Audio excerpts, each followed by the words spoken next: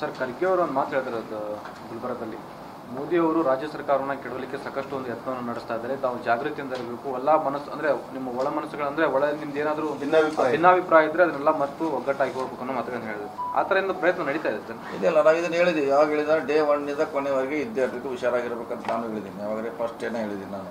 Day 1 ಕೊನೆಯವರೆಗೆ, ಇನ್ನು ನಾಳೆ ನಮ್ಮ ಸರ್ಕಾರ ಅವಧಿ ಕೊನೆ ಇದೆ ಅಂದರೂ ಅಲ್ಲಿವರೆಗೆ ಪ್ರಯತ್ನ ಮಾಡ್ತಾರೆ. ಅದು ಸ್ವಾಭಾವಿಕ. ಅದರಲ್ಲಿ ಏನು ರಾಜಕೀಯ ವ್ಯವಸ್ಥೆಯಲ್ಲಿ ನಡೀತಾ ಇದೆ. ಅದನ್ನು ನಾವು ಹುಷಾರಾಗಿರ್ಬೇಕಷ್ಟೇ, ಬೇರೆ ಏನು ಮಾಡೋದು. ಇಷ್ಟೆಲ್ಲ ಬಹುಮತ ಇದ್ರೂ ಅದೇ ಆತಂಕದಲ್ಲಿನೇ ಒಂದು ಸರ್ಕಾರ ಮುಂದುವರಿಬೇಕು. ಆತಂಕದಲ್ಲಿ ಏನಿಲ್ಲ. ಆತಂಕದಲ್ಲಿ 140 ಸೀಟ್ ಅದೀವಿ, ಏನದೇ ಆತಂಕ ಪಡುವಂಥದ್ದಿಲ್ಲ.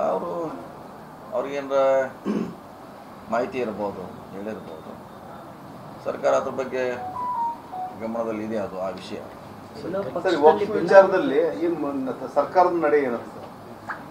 ಸರ್ಕಾರದ ನಡೆ ಅಭಿ ಸೈಡ್ ತಗೊಳ್ಳೋದು ಬೆಟರಾ ಅಥವಾ ಅಪಾರ್ಟ್ಮೆಂಟ್ ತಗೊಳ್ಳೋದು ಬೆಟರಾ? ಚಿಂತೆ ಯಾಕೆ?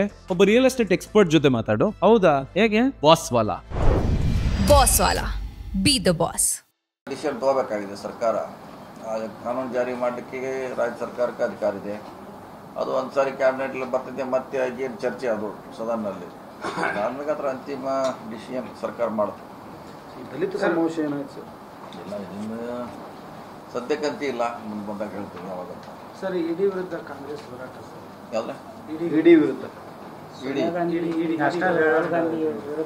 ಕಾನೂನು ಹೋರಾಟ ಮಾಡಬೇಕಷ್ಟೇ. ಏನು ಪ್ರತಿಭಟನೆ ಮಾಡ್ತೀವಿ ಅಷ್ಟೇ. 1 ದಿವಸ ಮಾಡ್ತೀವಿ, 2 ದಿವಸ ಮಾಡ್ತೀವಿ. ಅದು ಅಂತಿಮ ಪರಿಹಾರ ಎಲ್ಲರಿ ಕೋರ್ಟ್ಗೆ ಹೋಗ್ತೀವಿ ನಾವು. ಕೋರ್ಟ್ ಒಂದೇ ಪರಿಹಾರ. ಕೋರ್ಟ್ನಾಗ ನಮ್ಗೆ ಏನು ಸಮಸ್ಯೆ ಇದ್ರೆ ಗಮನ ಸೆಳೆಯಲಿಕ್ಕೆ ಕೇಳ್ಬೋದು ನಾವು, ಹೀಗಾಗಿದೆ ಹಾಗಾಗಿದೆ ಅಂತ. ನಮ್ಮ ಪರಿಹಾರ ಸಿಗಬೇಕಾದ್ರೆ ನ್ಯಾಯಾಲಯ ಒಂದೇ ನಮಗೆ ಕಾನೂನು ಹೋರಾಟ.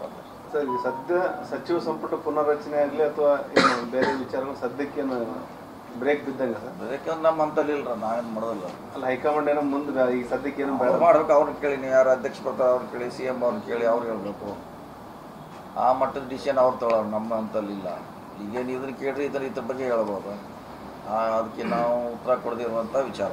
KPC ಅಧ್ಯಕ್ಷರ ಬದಲಾವಣೆ ಅದು ನಮ್ಮ ವ್ಯಾಪ್ತಿ ಮೀರಿರಲ್ಲ. ಅದು ನಮ್ಮ ವ್ಯಾಪ್ತಿ ಮೀರಿದೆ. ತಾವೇನಾರ ಮನವಿ ಮಾಡ್ಕೊಂಡ್ರು ರಿಕ್ವೆಸ್ಟ್ ಬದಲಾವಣೆ ಆಗಬೇಕು ಅದು ನಮ್ದು ಒತ್ತಡ ಇಲ್ಲ ಏನು. ಅದು ಹೈಕಮಾಂಡ್ ಯಾವಾಗ ಮಾಡ್ತಾರೋ ಅವ್ರಿಗೆ ಬಿಟ್ಟಿರ್ತಾರೆ. ನೀವೇ ಮನವಿ ಮಾಡ್ರಿ ಬದಲಾವಣೆ ಆಗಬೇಕು ಇಲ್ಲ, ನಾವು ಯಾವುದೇ ಮನವಿಯನ್ನು ಮಾಡಿಲ್ಲ. ಅದ್ರ ಬಗ್ಗೆ ಚರ್ಚೆನೂ ಆಗಿಲ್ಲ. ಅದು ನಮ್ಮ ಹಂತಲ್ಲಿ ಇಲ್ಲ ಅಂತ ಹೇಳಿದ್ರೆ ನಮ್ಮ ಹಂತ